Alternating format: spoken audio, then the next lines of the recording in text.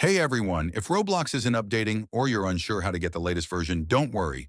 In this quick guide, I'll show you exactly how to update Roblox on your PC or laptop in just a few easy steps. Let's go.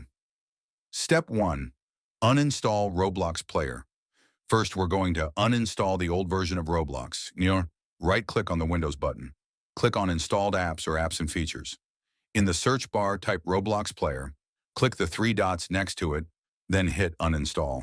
This will remove the outdated version. Step 2. Reinstall Roblox and get the latest update. Now that Roblox is removed, let's reinstall it with the latest version. Head to the official Roblox website. Log in and choose any game or server. Click on the Play button. Roblox will automatically download and install the newest version for you. That's it. You've successfully updated Roblox to the latest version. Now you can enjoy all the new features and updates without any issues.